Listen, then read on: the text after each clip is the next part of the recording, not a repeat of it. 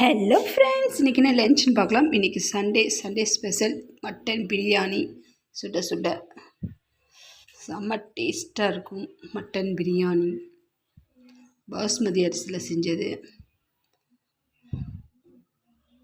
அப்புறம் white rice, அப்புறம் mutton soup,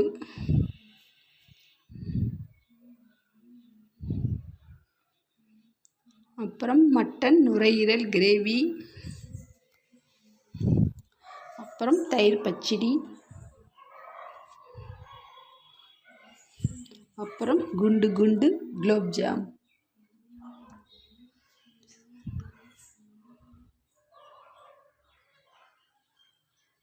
சூப்பராக இருக்கும் குலோப்ஜாம்.